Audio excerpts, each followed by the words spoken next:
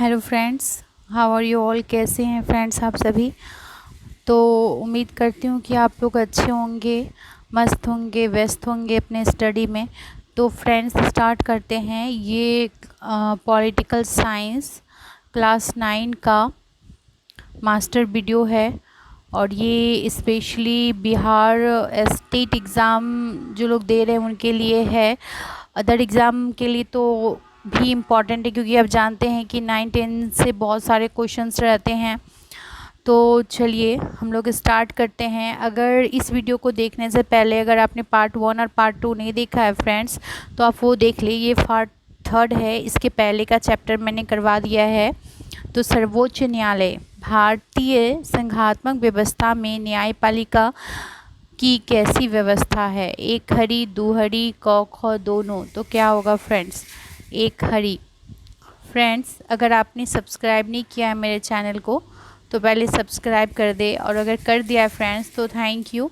अपने फ्रेंड को शेयर करें और जियो एजुकेशन गुरु चैनल के बारे में बताएं फ्रेंड्स। ज़्यादा से ज़्यादा आप लोग शेयर करें और बेल आइकन दबा दें, ताकि मैं अभी कुछ दिन एग्ज़ाम का बचा है तो मास्टर वीडियो अपलोड करूँगी आपके लिए, तो आप तक नोटिफिकेशन पहुँच सके। तो चलिए स्टार्ट करते हैं। आपका बहुमूल्य समय मैं नहीं लूँगी। भारत की संघीय व्यवस्था में न्याय के शीर्ष पर कौन सा न्यायालय है। जिला न्यायालय, सर्वोच्च न्यायालय, उच्च न्यायालय। इनमें से कोई नहीं तो होगा सर्वोच्च न्यायालय। भारत की संघीय व्यवस्था में न्याय के शीर्ष पर सर्वोच्च न्यायालय है। सर्वोच्च न्यायालय का क्या दायित्व है। सर्वोच्च न्यायालय का दायित्व संविधान की रक्षा एवं अभिभावक का कार्य करना। उसके बाद है नागरिकों के मौलिक अधिकारों को सुरक्षा प्रदान करना, संघीय व्यवस्था की रक्षा करना। इनमें से सभी क्या होगा फ्रेंड्स, इनमें से सभी। सर्वोच्च न्यायालय का दायित्व होता है संविधान का रक्षा और अभिभावक कार्य करना, नागरिकों के मौलिक अधिकारों को सुरक्षा प्रदान करना और संघीय व्यवस्था की रक्षा करना। सभी हो जाएगा फ्रेंड्स। सर्वोच्च न्यायालय के न्यायाधीश किस उम्र तक अपने पद पर बने रह सकते हैं। तो देखिए वो जब 65 वर्ष तक अपने पद पर बने रह सकते हैं। सर्वोच्च न्यायालय के जो न्यायाधीश है 65 वर्ष तक अपने पद पर बने रह सकते हैं। नेक्स्ट क्वेश्चन है, सर्वोच्च न्यायालय में न्यायाधीश होने की क्या योग्यता निर्धारित है।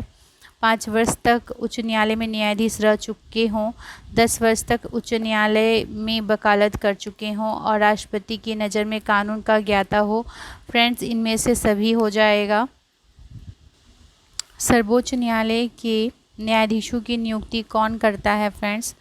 तो ये अभी अब मैंने आपको बताया, जो मुख्य न्यायाधीश की सलाह से राष्ट्रपति करता है। कौन करता है, मुख्य न्यायाधीश की सलाह से राष्ट्रपति। न्यायाधीशों को पदच्युत कैसे किया जा सकता है। तो इसका हो जाएगा संसद के दोनों सदनों के से पारित प्रस्ताव पर राष्ट्रपति द्वारा। नेक्स्ट क्वेश्चन है, विधि के प्रश्न पर इनमें कौन सर्वोच्च न्यायालय से परामर्श ले सकते हैं। कौन ले सकते हैं, मंत्री परिषद, राष्ट्रपति, प्रधानमंत्री या संसद। तो फ्रेंड्स इसका होगा राष्ट्रपति। विधि के प्रश्नों पर राष्ट्रपति सर्वोच्च न्यायालय से परामर्श ले सकते हैं। नेक्स्ट क्वेश्चन होगा, सर्वोच्च न्यायालय के न्यायिक पुनर्विलोकन की शक्ति का क्या अर्थ है। संसद द्वारा निर्मित विधि की संवैधानिक की जांच करना, कार्यपालिका के आदेशों की संवैधानिक की जांच करना, संविधान के विरुद्ध पाए जाने पर उसे असंवैधानिक घोषित करना। तो फ्रेंड्स इनमें से सभी हो जाएगा। मौलिक अधिकारों की रक्षा के लिए सर्वोच्च न्यायालय कौन सा आदेश या लेख जारी कर सकता है। तो फ्रेंड्स परमादेश, उत्प्रेषण, प्रतिषेध। इनमें से सभी।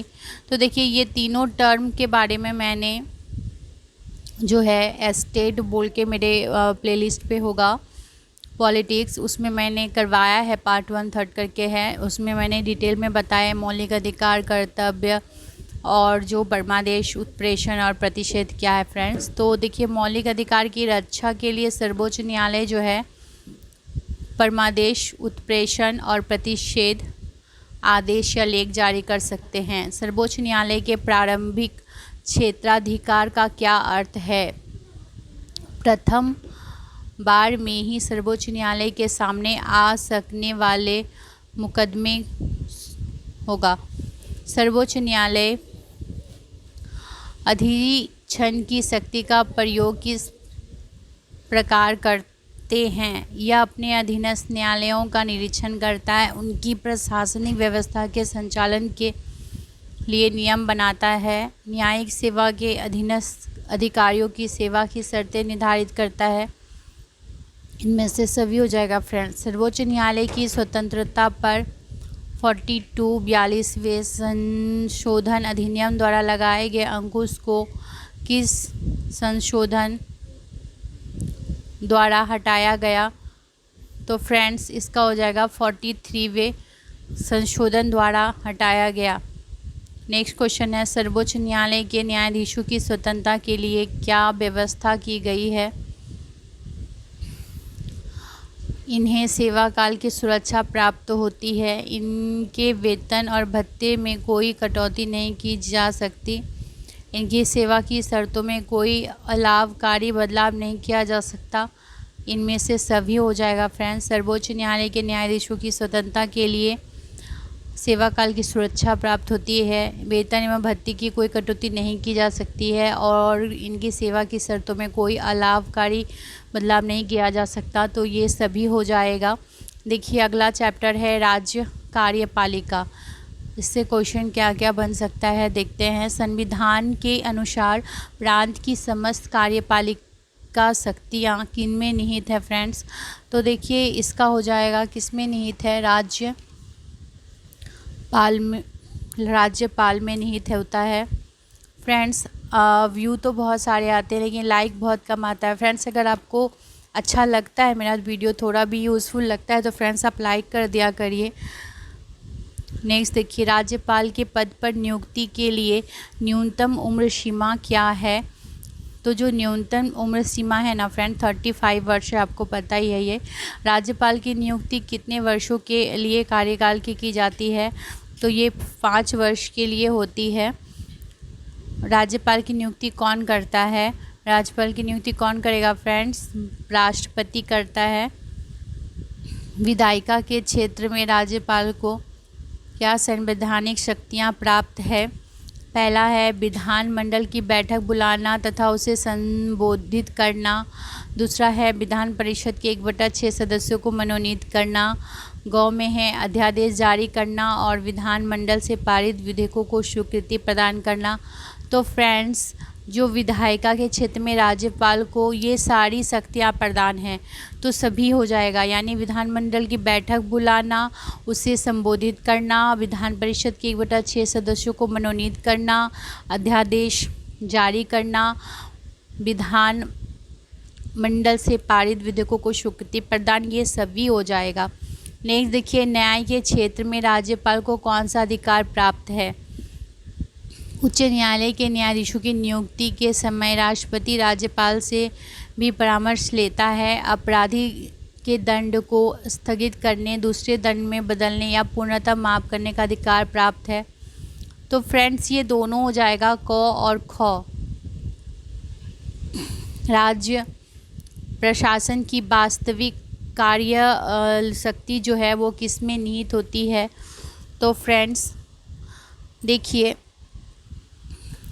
किस में निहित होगा फ्रेंड?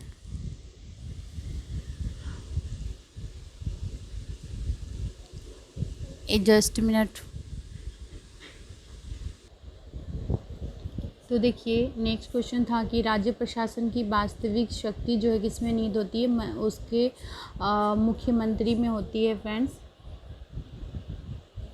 ठीक है, यहाँ पे हट गया है तो यहाँ पे मुख्यमंत्री हो जाएगा। राज्यपाल किसे मुख्यमंत्री नियुक्त करते हैं? विधानसभा में जिसे बहुमत प्राप्त दल के नेता, जो विधानसभा में बहुमत प्राप्त दल के नेता होते हैं उसे ही राज्यपाल मुख्यमंत्री नियुक्त करते हैं। राज्य मंत्री परिषद के मंत्रियों की नियुक्ति कैसे होती है? तो मुख्यमंत्री के परामर्श पर राज्यपाल के द्वारा होती है। मंत्री के बीच विभागों का बंटवारा कौन करता है? तो देखिए, जो मंत्रियों के बीच विभागों का बंटवारा जो है वो मुख्यमंत्री करते हैं। नेक्स्ट, राज्यपाल अपनी न्यायिक शक्तियों का प्रयोग किसकी सलाह से करते हैं? तो राज्यपाल किसकी सलाह से करते हैं अपनी न्यायिक शक्तियों का प्रयोग? इसका होगा मंत्रिपरिषद की सलाह से करते हैं। मुख्यमंत्री और मंत्रिपरिषद के बीच क्या संबंध होता है? मुख्यमंत्री और मंत्रिपरिषद के बीच देखिए बोला, मुख्यमंत्री मंत्रिपरिषद का प्रधान होता है। मुख्यमंत्री मंत्रिपरिषद की बैठकों की अध्यक्षता करता है। मुख्यमंत्री मंत्रिपरिषद का निर्माता, संचालक, निदेशक और संहार करता है। तो इनमें से सभी हो जाएगा फ्रेंड्स। मुख्यमंत्री एवं अन्य मंत्रियों को पद एवं गोपनीयता की शपथ कौन दिलाता है? तो इसकी जो शपथ है वो कौन दिलाएगा फ्रेंड्स? राज्यपाल दिलाता है। मुख्यमंत्री के विरुद्ध अविश्वास का प्रस्ताव किसके द्वारा पास किया जा सकता है? तो विधानसभा द्वारा ही पास किया जा सकता है। नेक्स्ट देखिए, राज्य विधानमंडल है। बिहार विधानसभा की वर्तमान सदस्य संख्या कितनी है फ्रेंड्स? तो देखिए 253, 243, 233 क्या होगा फ्रेंड्स? तो इसका हो जाएगा 243। बिहार विधानसभा की वर्तमान सदस्य संख्या 243 है। विधानसभा के सदस्यों की न्यूनतम उम्र सीमा क्या है फ्रेंड्स? तो इसका 25 वर्ष होगा। विधानसभा के अध्यक्ष का निर्वाचन कैसे होता है? कैसे होगा? विधानसभा के सदस्यों के द्वारा होता है विधानसभा के अध्यक्ष का निर्वाचन। विधानसभा की बैठक की अध्यक्षता कौन करता है? तो जो बैठक की अध्यक्षता है वो स्पीकर करते हैं। कौन करते हैं? स्पीकर। विधानसभा की विगत सत्र की अंतिम बैठक तक आगे होने वाले सत्र की पहली बैठक के बीच कितने दिनों का अंतराल हो सकता है? तो फ्रेंड्स, ज़्यादा से ज़्यादा जो अंतराल होता है वो 6 महीने से अधिक नहीं हो सकता। 6 महीने से अधिक नहीं होता है। ठीक है। नेक्स्ट क्वेश्चन है, निम्नलिखित में किस राज्य में केवल विधानसभा है, विधान परिषद नहीं? तो ये हो गया झारखंड है, जहाँ विधान सभा है, विधान परिषद नहीं। बिहार विधान परिषद के सदस्यों की संख्या कितनी है? तो विधान परिषद के सदस्यों की जो संख्या है फ्रेंड्स वो 75 है, 75 है। कितना है? 75 है। विधान परिषद के सदस्यों की संख्या 75 है। विधानसभा के सदस्यों के द्वारा विधान परिषद के कितने सदस्यों का निर्वाचन किया जाता है? कुल सदस्यों का 1/3 भाग, कुल सदस्यों के 1/3 भाग का निर्वाचन किया जाता है। नेक्स्ट है, विधान परिषद को क्या कहा जाता है? तो देखिए, विधान परिषद को राज्य विधानमंडल का प्रथम सदन कहा जाता है। विधान परिषद को क्या कहा जाता है? राज्य विधानमंडल का प्रथम सदन। विधान परिषद के कितने सदस्य राज्यपाल द्वारा मनोनीत किए जाते हैं? तो देखिए, छठे भाग विधान परिषद के जो छठे भाग सदस्य जो है राज्यपाल द्वारा मनोनीत किए जाते हैं। कार्यपालिका को नियंत्रित करने संबंधी निम्नलिखित में कौन सा अधिकार केवल विधानसभा को है, विधान परिषद को नहीं? तो फ्रेंड्स देखिए, इसमें से क्या हो जाएगा? मंत्रिमंडल के विरुद्ध, इसका घ होगा, मंत्रिमंडल के विरुद्ध अविश्वास का प्रस्ताव पारित करने का अधिकार जो है वो विधानसभा को है, विधान परिषद को नहीं। निम्नलिखित में से कौन सा विधेयक केवल विधानसभा में प्रस्तुत किया जा सकता है, विधान परिषद में नहीं? तो ऐसा कौन सा विधेयक है? तो देखिए, इसमें है साधारण विधेयक, धन विधेयक या वित्त विधेयक, सरकारी विधेयक या गैर सरकारी विधेयक। तो जो धन विधेयक और वित्त विधेयक है वो केवल विधानसभा में प्रस्तुत किया जाता है, विधान परिषद में नहीं। विधानसभा द्वारा पारित धन विधेयक को विधान परिषद कितने दिनों तक रोक सकती है? तो कितने दिनों तक रोक सकती है फ्रेंड्स? 14 दिनों तक रोक सकती है। विधानसभा द्वारा पारित धन विधेयक को विधान परिषद जो है वो 14 दिनों तक रोक सकती है। अगला चैप्टर है राज्य न्यायपालिका। राज्य में न्याय प्रशासन के शीर्ष पर कौन सा न्यायालय होता है? जिला न्यायालय, बोर्ड ऑफ रेवेन्यू, उच्च न्यायालय या सेशन कोर्ट। तो कौन सा हो जाएगा फ्रेंड्स इसमें? तो देखिए इसका जो होगा वो हो जाएगा उच्च न्यायालय। राज्य में न्याय प्रशासन के शीर्ष पर उच्च न्यायालय होता है। उच्च न्यायालय के मुख्य न्यायाधीश एवं अन्य न्यायाधीशों की नियुक्ति कौन करता है? तो राष्ट्रपति करते हैं। उच्च न्यायालय के मुख्य न्यायाधीश और अन्य न्यायाधीशों की नियुक्ति जो है वो राष्ट्रपति करते हैं। उच्च न्यायालयों के न्यायाधीशों की सेवानिवृत्ति की आयु क्या है? तो क्या होगा फ्रेंड्स? 62 वर्ष है। क्या है? 62 वर्ष। दीवानी मामलों में न्यूनतम कितने रुपये मूल्य की जायदाद के प्रश्न पर उच्च न्यायालय में अपील की जा सकती है? तो इसका होगा 5,000 रुपये। दीवानी मामलों में न्यूनतम कितने रुपये मूल्य की जायदाद के प्रश्न पर उच्च न्यायालय में अपील की जा सकती है? 5,000 रुपये की। अगला है फौजदारी मामलों में उच्च न्यायालय में अपील कब की जा सकती है? फौजदारी मामलों में अगर आप करिएगा तो बोल रहा है जिला एवं सत्र न्यायाधीश, जिसको सेशन जज के द्वारा ही दी गई सज़ा के विरुद्ध किया जा सकता है फौजदारी मामलों में। उच्च न्यायालय के प्रारंभिक क्षेत्राधिकार के अंतर्गत कैसे मामले सीधे तौर पर लाए जा सकते हैं? तो नागरिक अधिकारों की रक्षा के मामले। उच्च न्यायालय के प्रारंभिक क्षेत्राधिकार के अंतर्गत नागरिक अधिकारों की रक्षा के मामले सीधे तौर पर लाए जा सकते हैं। फौजदारी न्यायिक श्रृंखला की जिले की ऊंची अदालत कौन सी है? तो इसका होगा सेशन कोर्ट। क्या होगा? Session court.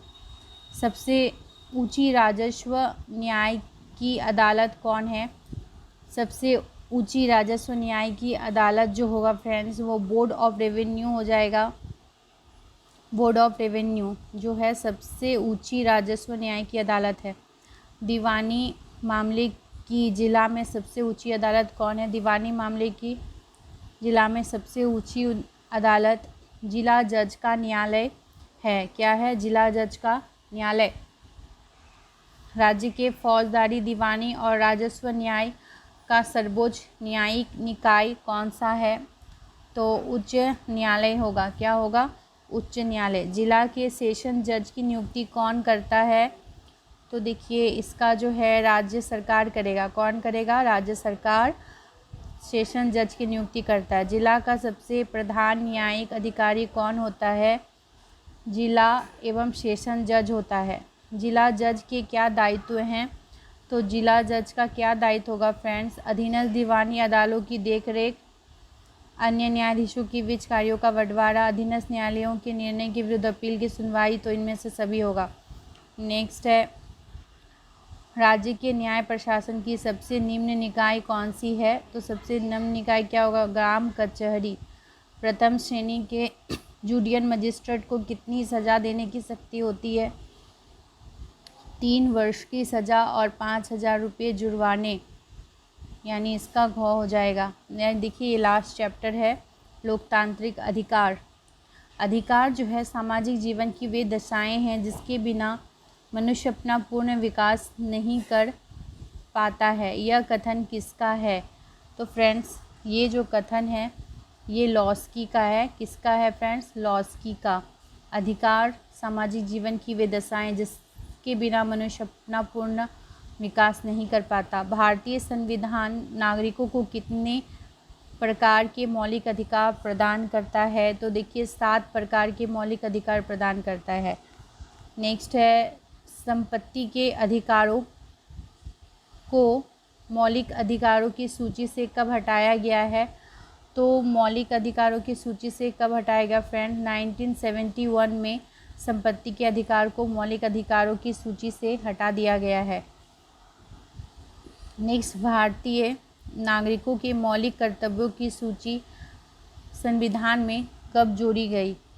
तो 1976 में भारतीय नागरिकों के मौलिक कर्तव्यों की सूची को जोड़ी गई है। भारतीय नागरिकों के कितने मौलिक कर्तव्य हैं? तो देखिए भारतीय नागरिकों के